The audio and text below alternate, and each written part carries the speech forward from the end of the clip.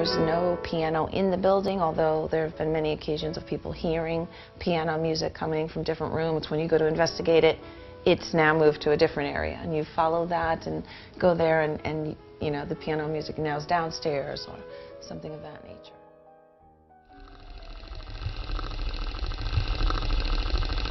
In the town of Seymour, a Connecticut community comprised of about 16,000 people, stands a three-story home from the 19th century. Local industrialist William Henry Harrison Wooster built the home in 1894. It was most recently used as a restaurant called Carousel Gardens. Along with all the classic features of a Queen Anne-style home, rounded turret, bay windows, and wraparound porch, the 20-room mansion includes a large kitchen, dining area, and bar. It is also rumored to have ghosts. Paul Sharafa bought the home in the 1990s, opened the restaurant, and lived there with his wife. A lifelong believer in ghosts, Mr. Sharafa says his experiences at the Wooster home have confirmed his beliefs. Friendly bats, he says, have followed him from room to room and then disappeared. Money, particularly dimes, has materialized from out of nowhere, and strangers he believes to have been apparitions have dined at the restaurant. Mr. Sharafa believes they were spirits because they knew more information about the original owners than they should. We'd continuously ask them questions, and then it was time for them to go. They would leave, and then we'd have one more question, and we'd walk out. There'd be no car, there'd be nothing. There'd be no footprints. The person was just gone. The Woosters had one son and 5 daughters. Mr. Wooster and his son Horace are thought to haunt the home, but the youngest child, Helena Ruth, is said to be the most prominent ghost in the house. I think that this place gave her a sense of who she was in this town and in her lifetime, and it's a safe place for her to be, and I think it gives her a purpose in the afterlife. The home has attracted ghost hunters who, with their psychic abilities and electronic equipment, say they have discovered the home is made of more than brick and mortar. We're constantly tripping up or down the stairs as they got to this area. That's because they believe there's a vortex that serves as an entryway to the spirit world. So, they moved it. It was right in this area here.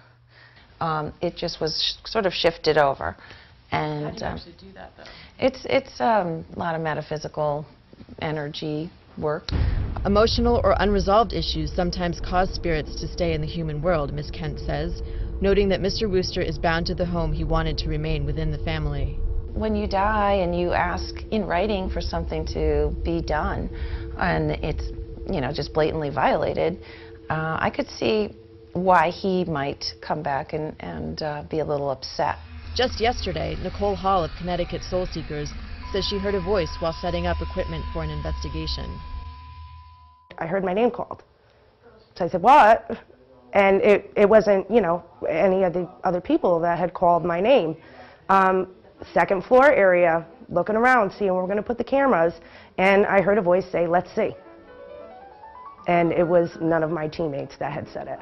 Mr. Sharafa, who bought the home for $200,000, closed the restaurant and retired in January.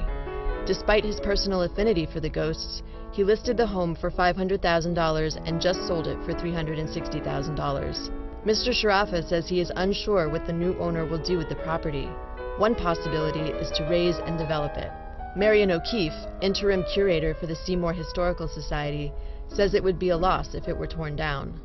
This is the history of Seymour, and a major part of the history with both Woosters and the Matthews family. And it would be a shame to have this to be lost, especially where it's right off a main road. Everyone can see it, and it's a greeting into this side of the city of how historic we are. Mr. Sharafa and the paranormalists also think Ruth would not take kindly to losing the house. Personal opinion, if she's been here this long and she loved this place that much and she's really attached, I wouldn't see any good possibilities for whoever's going to put a business or a strip mall or anything here. I think she would wreak havoc.